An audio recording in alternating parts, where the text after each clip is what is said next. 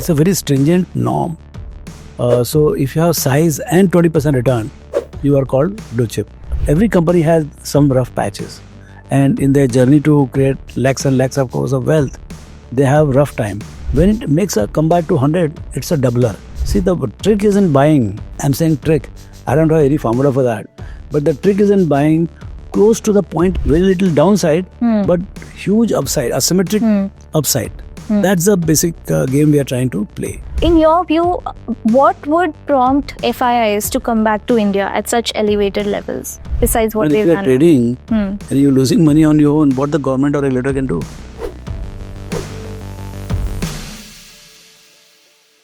Hello everyone, we have with us today one of the wizards of Dalal Street and someone who is very famous for his investment mantra, buy right and sit tight. So he is none other than Mr. Raamdeo Agrawal. He is the chairman and co-founder of Motilal Oswal Financial Services. It is a pleasure sitting here with you, sir. Sir, to begin with, at a time when most market mavens are touting blue chips as a safety net, your wealth creation report is titled Creating Wealth Through Bruised Blue Chips. So, it sounds more like rising from the ashes. So what is your key to profiting from these bruised blue chips, like you call it, and what is the outcome that you expect in terms of returns? Yeah. So there are 2-3 things in this. One is that how do you define blue chips? Blue chip is very, it's a storied word, but what does it mean actually? So this is about very established large corporations with leadership, stability and prosperity. But we have defined it as a top 50 companies of Nifty and companies with more than 20% return on equity for 10 years. 10 years average return on equity it's a very stringent norm. So if you have size and 20% return, you are called blue chip. So we have picked up companies from top 250 companies. So it gives some size and profitability of at least 20% average ROE for 10 years. That gives the stability and some kind of competitive edge the company has. So we have come across about 107 companies out of 250, which you have titled as blue chips. And so what happens is that no blue chip every company has some rough patches. And in their journey to create lakhs and lakhs of crores of wealth, they have rough time. And that is called bruising time. So, and the bruise can happen because of internal as well as external reasons. For some reason, or maybe just the market, external reason, internal reason, you get bruised. And the bruising can happen as much as 50, 60, 70% of the stock price. And on top of it, if market is also very bad, then the bruising is complete. So, 100 rupee stock, you can get it for 30, 40, 50 bucks. But it sets the tone for an asymmetric payoff. So if the stock has fallen by, say, 50%, it means 100 rupees stock has fallen to 50. Now, when we believe that since it's a blue chip, it will make a comeback to 100. When it makes a comeback to 100, it's a doubler. So if it doubles in the next 2 years, it is 40% return.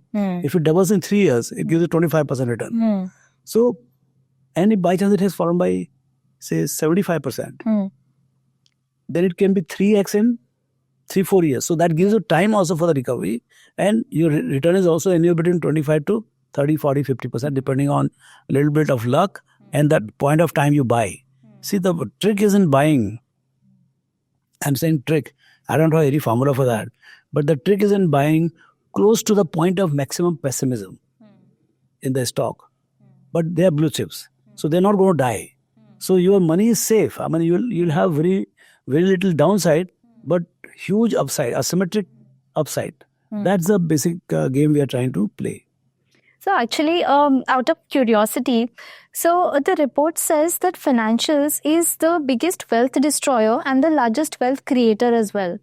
And this is especially more intriguing because financials is looked at as a big theme for 2025. Yeah. So can you elaborate a little on that? Yeah, so the study covers also, so the bruising part is a thematic. So don't mix that with what you're asking right now. It looks as if both are same. No, that bruising is a theme. So that's a separate subject. Now, what you're asking for is what happened in last 5 years. Say ICICI and a lot of big banks, they made a lot of money. At the same time, there was a bust in the Yes Bank and Bandhan, and I think there was third bank. So there were 2-3 banks which lost a lot of money. In fact, Bandhan lost the largest amount of money. I think 60,000-70,000 crores they lost. So you have wealth creators in the banks and you have the wealth destroyers in the bank. So that keeps happening. That is possible. So you also very early on identified Hero MotoCorp as a blue chip opportunity. So in today's landscape, do you see some similar return potential in any of these newly listed companies or maybe IPO bound companies? Yeah, so at that time markets were also very cheap in 90s and on. Markets were very young, small, and also there were not too many institutional investors. MFs were not there, and so it was more of a individual investing. So markets are very reasonable. Today, market is full of FIs, DIs, insurance companies, very large, complex, liquid. But that takes away a lot of inefficiencies of the market. The undervaluation of the market is not as deep as what it was in 95, 96. So yes, you do come across some ideas, but I don't think it is that cheaper market now. So in general, getting stocks like what we got in 95, 96, Hero MotoCorp for just about 1,000 crores when it was making already profits of upwards of 100 crores. It is not that easy to find those kind of iconic leadership company with 25-30% ROE. It's very tough. Now, markets are not that easy.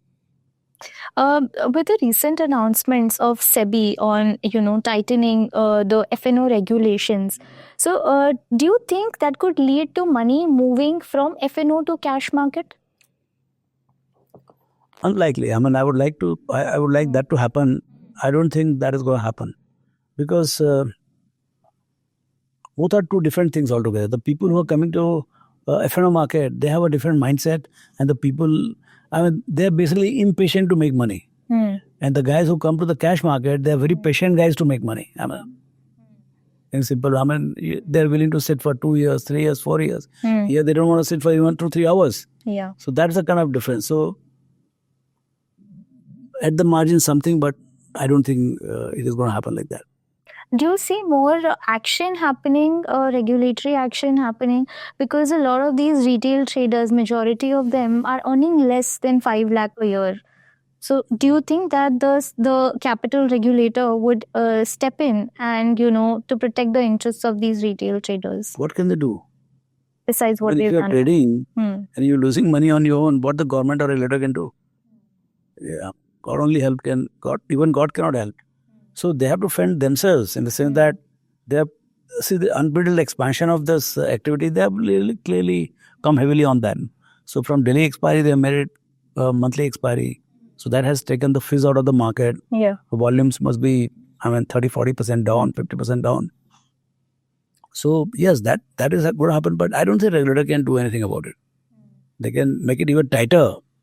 The expiries and margin, what can trade, what cannot trade, those kind of things they can do. But I don't think they can decide the fortune of any individual.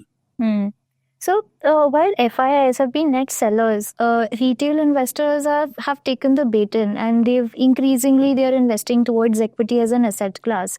So you have an active role in one of the leading retail stockbroking and AMC in India, businesses in India. So do you see this as a concerning trend that retail investors are picking equity prime as a preferable asset class? This is an opportunity for us. It's expanding the market. More the merrier. We're getting 3-4 million customers every month, and it's just expanding the market. So you can do more trade, you can do more issuance, you can manage more wealth, you can manage more money. So there's all kinds of opportunity because 4 million customers are coming every month, and maybe a small amount of money each person. But it's just expanding the pit. So all the players who are there in the pit, they should be very happy. So there are no concerns about maybe euphoria because of retail investors increasing? No, market is buoyant, and that's why we are able to face this strong selling by FIs. But to that extent, it has become actually much more healthier and non-correcting market. Very, very solid. It doesn't go down. Maybe how much it will go up is different, but at least it has become very resilient. So that's a good development.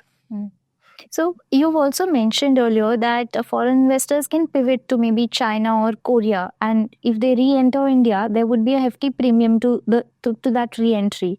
Perhaps when Nifty is at maybe 30,000. So, in your view, what would prompt FIIs to come back to India at such elevated levels?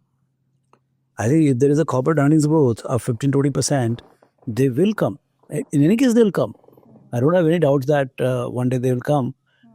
As the allocation goes down and market goes up, they have to allocate a little more to India, because India is no more a very small country. I mean, we are about 3.5-4% of the global GDP, global market cap. Their allocations might be still 1.5-2%. So they're under allocated on India. But right now, there's too much of chasing America. Like America has become 75% of the world market cap. So a lot of money is still. I mean, yesterday also, US market was very strong. So money from all over the world is getting sucked into US. So none of them, see, Indian money has to stay in India because we're not allowed to send out. Otherwise, we would have also sent some more money out. So clearly, India will keep doing well because it has own domestic investors, even if the foreigners sell. But someday, the tide will turn. And foreigners would like to come back and have some action in India. At that point of time, Indian investors are already there. So from whom will you buy? The sell. Typically, foreigners, they love to buy when the domestics are selling. Now, domestics are continuously buyer, in fact, when the foreigners are selling, domestics are buyers. Correct. So when domestic also wants to buy and foreigners also wants to buy, so what will happen? Only promoters can sell. Yeah. So then the prices will be much higher. Yeah. So, I mean, we've seen money moving from India to China and then vice versa. And now we see that South Korea is facing some bit of uncertainty. Do you see this money flowing from Korea to India, South Korea to India? I don't know. I have no idea. I have no idea on this, how it works. So, I mean, you also mentioned about corporate earnings growth. So, the economy is slowing down. There are a host of issues with a widening fiscal deficit and private capex not picking up as expected. So, how do you see these things shaping up earnings growth in the coming quarters? No, I think what the authorities are saying that second half will be better, and they'll take measures like rate cuts or government capex build up, and the next budget, then rate cycle. So a whole lot of things are going to happen.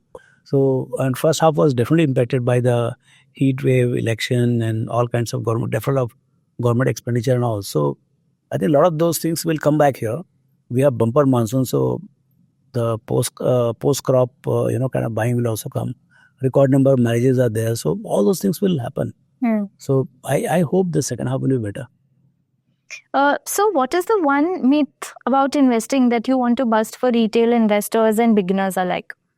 Don't speculate, invest in the companies.